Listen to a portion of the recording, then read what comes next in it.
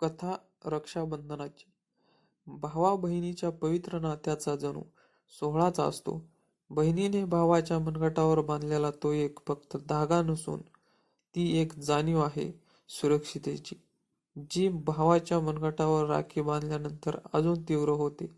ती एक भावना आहे आपुलकीची. आजन्मासाठी बांधलेला तो एक जाणू बंधच आहे. हा जरी भावा बहिणीने मिरवण्याचा सण असला तरी घरी सारं आनंदाचं वातावरण असतं. दिवसाची सुरुवातच अगदी प्रसन्न आणि उत्साहात होते. सकाळी लवकर उठणं, छान तयार होऊन ओवाळणीचं ताट तयार करणं, पाटावर मस्त थाटात बसलेल्या भाऊरायाला ओवाळणं आणि त्याने ओवाळणीत थोडं प्रेम आणि जिव्हाळा ठेवणं, हेच त्या सोहळ्याचं सार्थक. पण यावेळी रेवाच्या बाबतीत यातलं काहीच घडणार नव्हतं. दरवर्षीप्रमाणे यावेळी तिचा भाऊ राखी पौर्णिमेला तिच्या घरी येणार होता ना ती माहेरी त्याच्याकडे जाऊ शकणार होती.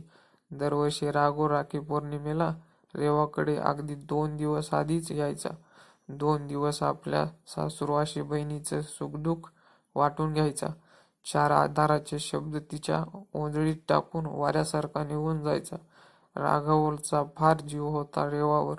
एकुलती एक धाकटी बहीण म्हणून राघव रेवाचे फार लाड करायचा. याही वर्षी त्याने येऊन मायेच्या ओलाव्याच्या चांदण्याची उधळण आपल्यावर करावी आणि आपण त्या मायेच्या ओलाव्यात न्हाऊन निघावं, अशी तिची फार इच्छा होती.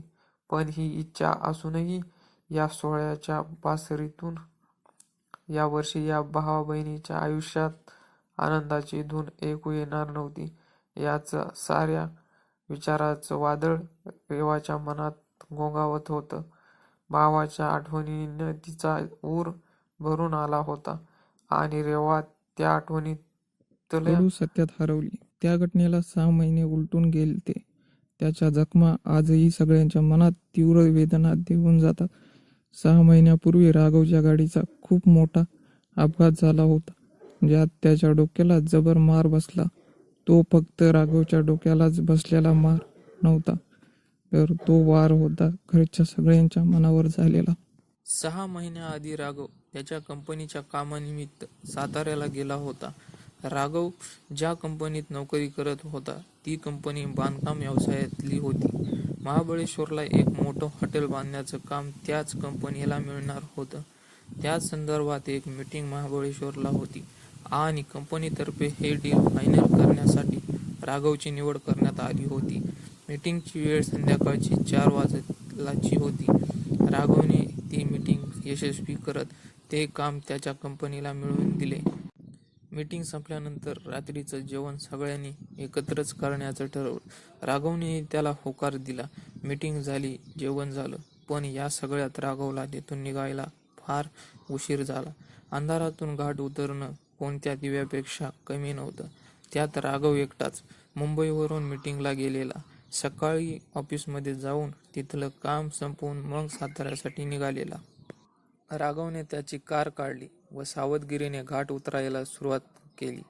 रात्र बरीच झाली होती, त्यामुळे वाटेत गाड्याची फार गर्दी नव्हती. घाट उतरताना राघव आईला फोन करून कळवणार होता, जेणेकरून ती फार काळजी करणार नाही. पण राघवचा फोन आलाच नाही. दुपारी फोन आला, तो तिथल्या एका दवाखान्यातून. घाट उतरत असताना मागून एक गाडी आली. त्यात 5 तरुण मुलं दारूच्या नशेत होती. त्यांनी राघवच्या गाडीला ओव्हरटेक करण्याचा प्रयत्न केला, पण तो नेमका वळणावर. त्यांचा अंदाज चुकला आणि त्यांच्या गाडीची धडक राघवच्या गाडीला बसली. त्यांच्या गाडीचा वेग खूप असल्याने त्यांची गाडी आणि राघवची गाडी दरीत कोसळली. हा सगळा प्रकार समोरून येणाऱ्या एका व्यक्तीच्या समोर घडला. ते तिथले स्थानिकच होते. त्यांनी त्वरित रुग्णवाहिकेला फोन करून बोलावून घेतलं. शिवाय पोलिसांनाही सर्व प्रकार फोनवरून सांगितला.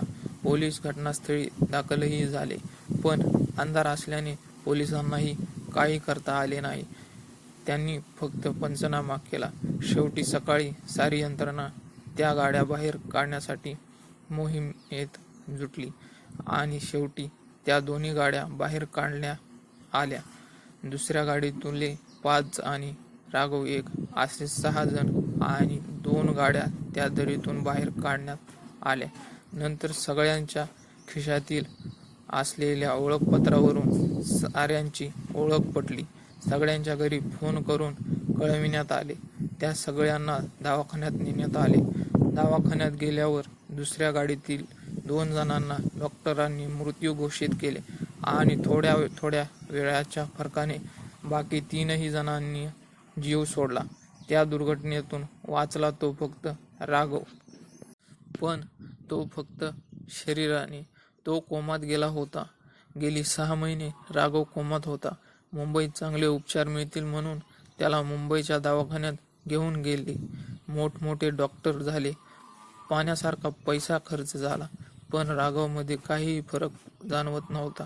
वाट पाहणाऱ्या पलीकडे रेवा आणि त्याच्या घरच्यांच्या हातात दुसरा कोणताही पर्याय नव्हता.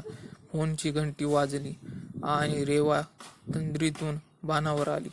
रेवाने फोन घेतला. तो तिच्या आईचा होता. रेवाचे बाबा कामामुळे 1 दिवसासाठी बाहेर जाणार होते, म्हणून त्यांनी रेवाला मुंबईला बोलवून घेतला. योगायोग आहे. आईने उद्या बोलवलं आणि रक्षाबंधनही उद्याच आहे. रेवाच्या मनात एक अस्वस्थ भाव उमटून गेला. दुसऱ्या दिवशी पहाटे रेवा आणि तिचा नवरा अजय मुंबईला जायला निघाले. ते थेट दवाखान्यातच पोहोचले. राघवला पुन्हा पुन्हा या अवस्थेत पाहावं लागतंय यासारखे दुसरे दुर्दैव ते काय असणार. अजय, रेवा आणि रेवाची आई असे सगळेच राघव जवळ बसून होते. तेवढ्या डॉक्टरांनी रेवाच्या आईला राघवचे काही रिपोर्ट दाखवण्यासाठी बोलवलं. अजयही यांच्यासोबत गेले. ते होते ते फक्त 2 बहीण भाऊ आणि सोबतीला नीरव शांतता. माहीत होतं राघव कोमातून बाहेर आलेला नाही. तरी ना राहून तिने तिच्या सोबत एक राखी आणली होती. रेवा एक वेडी आशा बाळगून होती. न जाणो आपण तिथे जाऊ आणि राघवला शुद्ध आली तर आपल्याकडे त्याला बांधण्यासाठी राखी हवीच.